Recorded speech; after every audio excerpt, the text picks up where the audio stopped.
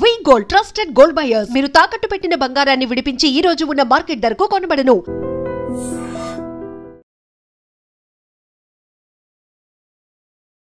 నమస్కారం, welcome to I dream. ధర్మ మార్గం విత్ విజిత కార్యక్రమానికి స్వాగతం.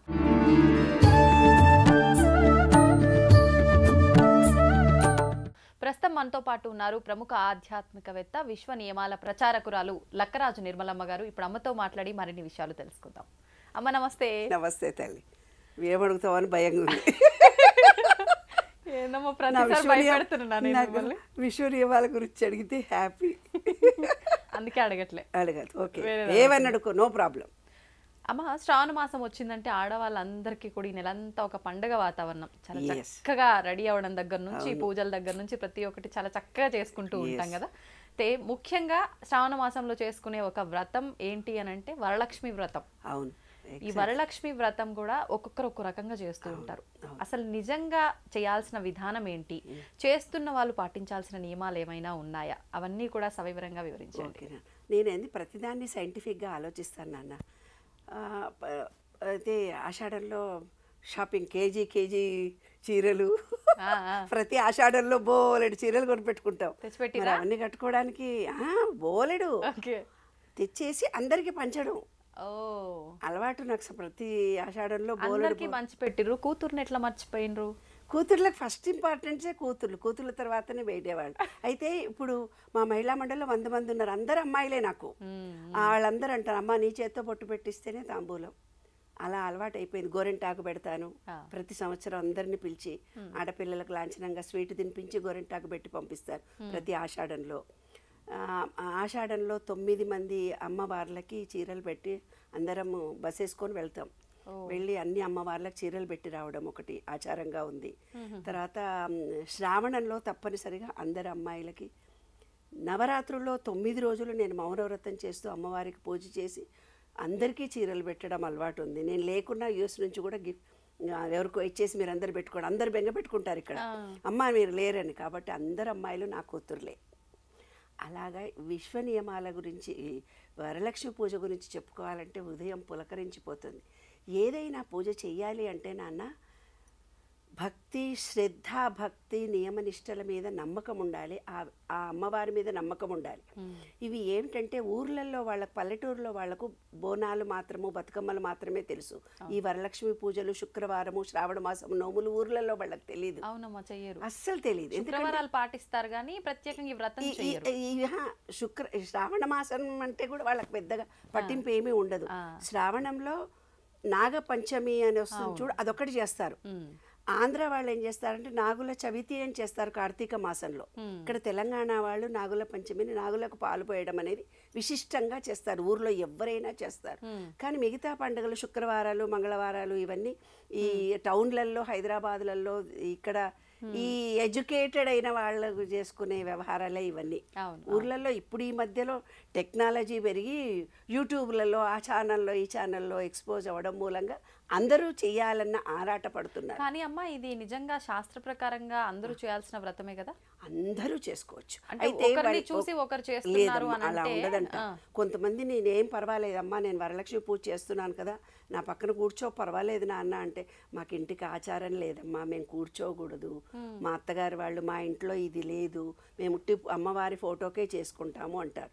అంటే నోముగా ఉన్న వాళ్లకు ట్రెడిషన్, ఆ పద్ధతులు పాటించాలి. లేని వాళ్ళు మామూలుగా శుక్రవారం నోములాగా చేసుకోవచ్చు, ఒక పటం పెట్టుకొని చేసుకోవచ్చు. అయితే ఇందులో స్పెషలైజేషన్ వరలక్ష్మి పూజలో ఏంటి అంటే అన్ని 9 అంటే ఏమిటిది, హైయెస్ట్ రిచ్ కదా. ఇంకా 9 తర్వాత ఏ సంఖ్య లేదు. 9 అనేది నవగ్రహాలు. నవగ్రహాల్లో సూర్యుడు, చంద్రుడు, మంగళుడు, బుధుడు, గురువు, శుక్రుడు, శని కదా. అంటే మన శరీరంలో ఉండేది కన్ను, మనస్సు, రక్తము, నాడీ బండలము, జ్ఞానము, ప్రేమ. శుక్రుడు అంటే ప్రేమ, సుఖము. శని అంటే ఆస్తులు. రాహు అంటే మాయ. కేతు అంటే మోక్షతత్వం మనకి. తర్వాత మన మణిపూరక చక్రము, స్వాధిష్టానము, మూలాధార చక్రము, విశుద్ధి చక్రము, ఆజ్ఞా చక్రము, హృదయము, మూలాధారము, స్వాధిష్టాన చక్రము, సహస్రార చక్రము. అగ్ని, జలము, అగ్ని, భూమి. మూలాధారం అంటే అగ్ని, భూమి కిందికి వస్తుంది. మణిపూరక చక్రం అంటే అగ్ని, స్వాధిష్టానం అంటే జలము, విశుద్ధి అంటే వాయువు, ఆజ్ఞాచక్రం అంటే ఆకాశము, హృదయము అంటే జలము, మూలాధార చక్రము అంటే వాయువు, అంటే ఈ పంచభూతాలకు సంబంధించిన రిలేషన్షిప్ చెప్తున్నా. స్వాధిష్టానం అగ్నికి, ఆకాశహస్రానము తేజోమయం. అంటే నా విశ్వనియమాల ప్రకారము ద లా ఆఫ్ పవర్ ఒకటి, లా ఆఫ్ రిఫ్లెక్షన్ ఒకటి, లా ఆఫ్ యాక్షన్ ఒకటి, లా ఆఫ్ కమ్యూనికేషన్ ఒకటి, లా ఆఫ్ ఎక్స్పాన్షన్ ఒకటి, లా ఆఫ్ అట్రాక్షన్ ఒకటి, లా ఆఫ్ కర్మ ఒకటి, లా ఆఫ్ ఇల్యూషన్ ఒకటి, లా ఆఫ్ లిబరేషన్. ఇలాగా మన ఈ విశ్వ నియమాలతో అనుబంధం కలిగి ఉన్నదే వరలక్ష్మి పూజ. నువ్వు ఇందాక ఫీల్ అయ్యావు విశ్వ నియమాల గురించి. నేను చాలా రోజులైంది మనం మాట్లాడుకొని, వచ్చేసింది, దూరిపోయింది. తర్వాత నవధాన్యాలు మనము నవధాన్యాలకు కూడా చాలా నవగ్రహాలకు 9 అనేది ఎందుకో చెప్పబోతుంది. వరలక్ష్మి వ్రతం అంటే 9 తోరణాలు కట్టుకుంటాము, 9 రకాలైన పూలు పెట్టుకుంటాము, 9 రకాలైన వంటలు చేస్తాము. 9కి విశేషం ఏమిటి? ఈ విశ్వ నియమాలకి, నవగ్రహాలకి, మన శరీరానికి వాటి రిలేషన్షిప్ చెప్తున్నాను నేను ఇప్పుడు. గోధుమలు సూర్యుడికి సంబంధించింది, వరి చంద్రుడికి సంబంధించింది, మణిపూరక చక్రం సూర్యుడికి సంబంధించింది, వరి అన్నము చంద్రుడికి సంబంధించింది, పెసలు మంగళుడికి సంబంధించింది, మినపపప్పు బుధుడికి సంబంధించింది, తర్వాత బంగాళదుంప గురువుకు సంబంధించింది, శనగలు శుక్రుడికి సంబంధించింది, వేరుశనగలు శనికి సంబంధించింది, మిల్లెట్స్ రావుకు సంబంధించింది, జొన్నలు కేతుకు సంబంధించింది. అంటే తేజస్సు శక్తి పెరగడానికి, సౌమ్యత శాంతి పెరగడానికి, మన రక్తశుద్ధి కలగడానికి, మెదడు నాడీ శక్తి పెరగడానికి, జీర్ణశక్తి పెరగడానికి, రక్తపోషణ సౌందర్యము పెరగడానికి, శక్తి కలగడానికి శని అంటే క్రమశిక్షణ. శని వస్తుంటే భయపడతాడు, సిస్టమేటిక్ రూల్స్ ఆయనకి, అంటే క్రమశిక్షణ. మానసిక శుద్ధికి గురువు ప్రాధాన్యత, మోక్షాన్ని పెంచేవి ఆహారం. అంటే 9 రకాలైనటువంటి ఆహారంలో ఏమేం వాడతారు? గోధుమలు, వరి, పెసలు, మినపప్పు, బంగాళదుంపలు, ధాన్యాలు, శనగలు, వేరుశనగలు, మిల్లెట్లు, జొన్నలు, అన్నిటికి సంబంధించి 9 రకాలు చేస్తాం మనం. అన్నీ ఉపయోగిస్తాం. మనం చెప్పిన బజ్జీలు చేసుకుంటాం కదా, మరి పోపు వేసుకుంటాం కదా, అన్నీ వేసేసి అలాగా 9కి సంబంధించింది. కాబట్టి మన విశ్వ నియమాలను అనుసరించి కూడా ఇదంతా కూడాను 9 తోరాలు కడితే ఏం జరుగుతుంది మనకంటే, 9 జన్మలలో చేసుకున్న పాపం తొలగిపోతుంది. ఆ తోరణానికి 9 ముళ్ళు వేసి, 9 రకాలైన పూలు వేసి, 9 ముళ్ళు వేసి ఇలా పట్టుకొని ఆ తోరానికి ఒక్కొక్క మంత్రానికి ఒక్కొక్క ముడికి పూజ చేస్తూ వెళ్తాము. అది భార్యాభర్తలు ఇద్దరు కట్టుకుంటారు. భార్య భర్త కడుతుంది, భర్త భార్య కడుతుంది. ఇప్పుడు పూజారి వచ్చి ఏం చెప్తారంటే, మీరు ఎవరికైతే వాయనం ఇవ్వదలుచుకున్నారో ఆమె కూడా కట్టండి అంటారు. ఆమె చేత కట్టిస్తారు. లేదా భార్యాభర్తలు ఇద్దరే పెట్టుకునే వాయనం ఒక మహిళకి ముందు అమ్మవారుగా భావించుకొని, అంటే మనం ఈ విశ్వంలో మనం ఎవరికి అయినా ఇస్తే మళ్ళీ అది రిటర్న్ వస్తుంది అనేదే శాస్త్రమే బాబు. అంతకంటే ఎక్కువ సైంటిఫిక్గా 9 అంటే ఏమిటిదో ముందు తెలుసుకో.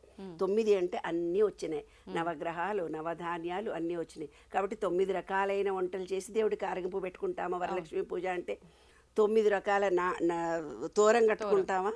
9 రకాలైన పువ్వులు కూడా వేస్తామా? అన్ని కలర్స్ మన బాడీకి అవసరం.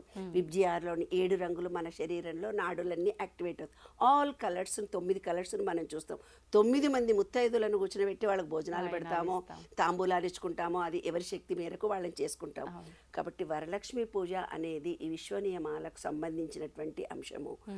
9 రకాలైనటువంటి ఆహార ధాన్యాలు మన శరీరంలోకి వెళ్తున్నాయి. 9 రకాలైన కలర్స్ మన బాడీలోకి కావలసినవి వెళ్తున్నాయి.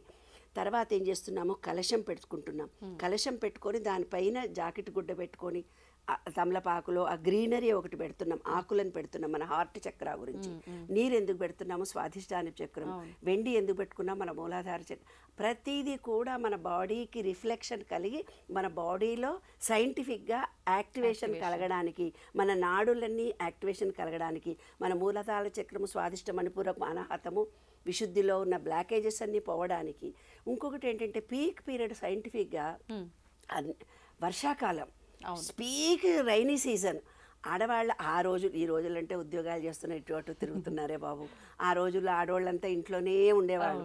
రథాలు కథలు ఏదో చెప్పి మనను ఇలా హుషారు చేసేసారు పెద్దవాళ్ళు. ఏదో యాక్టివేషన్. బంగారం కొనుక్కుంటాం. బంగారం మన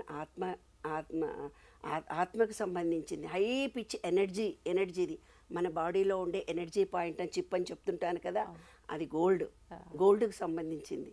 కాబట్టి బంగారం తీసుకురావాలి. వస్త్రాలు ఎందుకు చేస్తాము?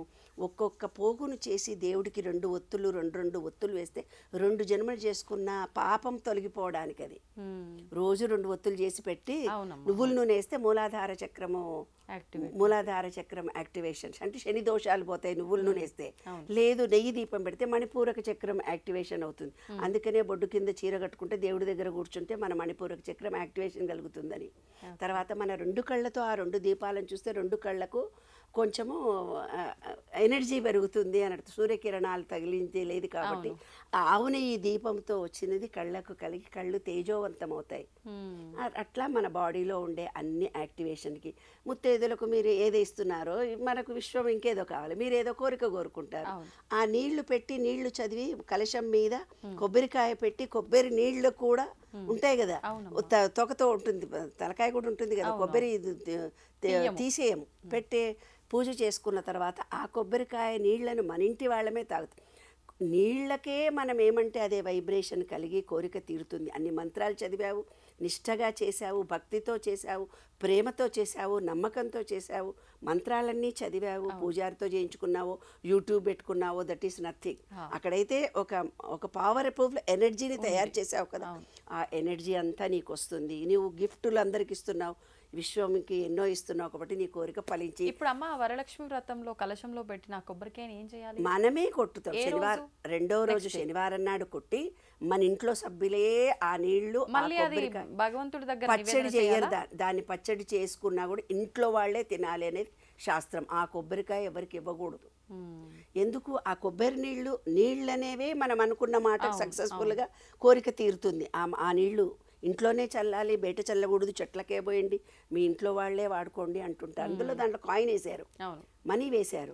అంటే ఏ ఆర్థికమైన ఇబ్బందులు మాకు లేకుండా ఉండడానికి, నీళ్లు మా రిలేషన్షిప్ బాగా ఉండాలని కోరుకోవడము, బంగారం నివేదన చేసి అది కూడా మనకు ఫైనాన్షియల్గా అప్పుడప్పుడు చేసుకున్న కాసు బంగారం ఏదో కొనుక్కుంటాం కదా, అబ్బో మేము వరలక్ష్మి పూజ రోజు ఏదో, అది కూడా సేవింగే అంతే కదమ్మా. ఓ కారు కొనుక్కుంటే వాల్యూ ఉండదు, కానీ మన బంగారం కొనుక్కుంటే ఎప్పటికూ వాల్యూ కదా. కాబట్టి ఇదంతా మన సైంటిఫిక్గా జరుగుతున్నటువంటి అంశం. ఆ రోజు ఇల్లు క్లీన్ చేసుకుంటాము, ఓపిక లేకున్నా కూడా చేసుకుంటాము, శుచి శుభ్రతతో స్వచ్ఛమైనటువంటి ఫుడ్ను మనం తింటాము. ఇవన్నీ కూడా శాస్త్రీయతతో కూడుకొని వరలక్ష్మి పూజ ఆషాఢంలో చీరలు కొందాము, వరలక్ష్మి పూజ చేసి ఎంజాయ్ చేద్దాం అంతే. మనం ఎక్కడా తగ్గేది లేదు. ఇంకోటి చల్ల నీళ్ళల్లో తిరుగుతూ ఉంటే మనకు వాతతత్వం పెరుగుతుంది వర్షాకాలంలో, అందుకని కాళ్ళకు పసుపు రాచుకుంటాం. పసుపు అనేది మేలు, కుంకుమ అనేది ఫిమేల్. అంటే స్త్రీలలో స్త్రీ శక్తి పురుష శక్తిని ఈక్వల్ చేసుకుంటున్నాం ఆ రోజు.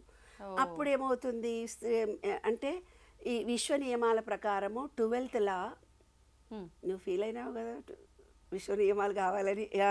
12వ లా ఏంటిదంటే law of gender. Law of gender అంటే ఏంది? స్త్రీ పురుష తత్వము. స్త్రీ పురుష తత్వము అంటే ఏంది? ఈ ప్రకృతి అంతా స్త్రీ పురుష శక్తితో ఉంది. ప్రకృతి విశ్వంలో ఉండే ఎనర్జీ అంటే స్త్రీ పురుషులతో కూడి ఉంది. దాన్నే మనకు అర్థమయ్యేటట్టు పూర్వీకులు శివుడు పార్వతి అర్ధనారీశ్వరిని చూపించారు. అంటే ప్రతి స్త్రీలోనూ ప్రతి పురుషుడిలోనూ స్త్రీత్వం ఉంటుంది, పురుషుడి తత్వం ఉంటుంది. ఏందే మొగరాయిలా అలా చేస్తున్నావు అంటే పురుషతత్వం వాళ్ళల్లో ఎక్కువ ఉంటుంది. కొందరు మొగాళ్లలో ఏమవుతుందంటే స్త్రీత్వం పురుషతత్వంలో పురుషుడితో పాటు స్త్రీతత్వం ఎక్కువ ఉంటుంది ఆయనకి. అప్పుడు ఇలాంటి పూజలు చేసినప్పుడు ఏమవుతుందంటే స్త్రీతత్వం పురుషతత్వం ఈక్వల్ అవుతుంది. మొగుడితోడు గొడవలు పడరు. అందులో రహస్యం కూడా ఇదే. భార్యాభర్తలు గొడవలు పడరు, ఎందుకంటే స్త్రీత్వం ఈ అమ్మాయిలో పెరిగింది. మొగుడితో కొట్లాడదు, ఏమ్మా దెబ్బలాడదు. అందరు ఏమంటారంటే మొగుడు కోసమనో ఇంకోడు కోసమో ఈ పూజలు చేయాలని ఏవో మాటలు చెప్పారు, కానీ అది కాదు. పురుష శక్తి స్త్రీ శక్తిని ఈక్వల్ చేయడానికి చేసే పూజ ఇదంతా. అప్పుడు మనలో మనం అన్ని బ్యాలెన్స్. ఇంకోటి కాదు, ఓన్లీ వరలక్ష్మి అంటే ఏంది? అన్ని లక్ష్ములు కావాలి. పిల్లలు సంతాన లక్ష్మి కావాలి, విజయలక్ష్మి కావాలి, ధైర్యలక్ష్మి కావాలి, ప్రతి లక్ష్మి మనకు, ఆరోగ్యలక్ష్మి మెయిన్ కావాలి, ఫైనాన్స్ కావాలి. కాబట్టి అన్నిటినీ కలిపి వచ్చేది నవనిధ భక్తి, ప్రేమతో చేస్తాం. అందుకే నవరాత్రులు, నవధాన్యాలు, నవనాడులు ఈ సృష్టిలో 9 చాలా ముఖ్యమైనది. కాబట్టి పౌర్ణమికి ముందు రోజే ఈ వరలక్ష్మి పూజ చేస్తాం నాన్న. అదొక విశేషమైనది. పౌర్ణమి అంటే నిండు మనసు చాలా పవిత్రంగా ఉంటుంది మనకి. అయితే మేమేం చేసుకునే వాళ్ళం అంటే కొన్ని ఏవో ఆటంకాలు వచ్చినప్పుడు శుక్రవారం పౌర్ణమి రాఖీ పూర్ణిమ వచ్చినప్పుడు వరలక్ష్మి పూజ పొద్దున్న చేసేసుకొని రాఖీ పూర్ణిమ ఆ రోజు అన్నదమ్ములను పిలుచుకొని ఆ రోజే రాఖీలు కట్టి అందరికి భోజనాలు పెట్టుకునేవాళ్ళు. అంటే కొందరికి ఇది ఆచారంగా ఉండదు, శుక్రవారం ముందుదే చెయ్యాలి అని, వీలు కాకపోతే దసరా రోజు ఎప్పుడో చెయ్యాలని, అంటే వాళ్ళ వాళ్ళ ట్రెడిషన్ నమ్మకాలను బట్టి ఏ రోజైనా చేసుకోవచ్చు. ఎప్పుడు చేసుకున్నా తప్పులేదు. అన్ని రకాలైన వంటలు చేసి మన అందరం పంచుకొని తినడం ఇంకా బాగుంటుంది. రోజు పిజ్జాలు బర్గర్లు తిని ఆ రోజు బొబ్బట్లు బూరెలు తినండి అమ్మాయిలు. సాంప్రదాయమైన వంటలు రుచి చూడండి ఒక్క రోజు అన్న. అది సంతోషం అమ్మ, చాలా చక్కటి వివరణ ఇచ్చారు. ధన్యవాదాలు. వస్తే తవ్వండి, తవ్వుతున్న శివలింగం సరే దాన్ని అట్లా కప్పేసేయండి, చూపించదండి. Krishna is there. మూర్తి పూజ కాదు, సాక్షాత్ బ్రజేంద్ర నందన భగవాన్ ఉన్నారు మూర్తిలో. ఏమీ ఆశించకుండా ఆరాధించే వాళ్ళు కూడా ఉన్నారా ప్రభుజీ? నిజమైన భక్తి అంటే మనకు తెలియదు కాబట్టి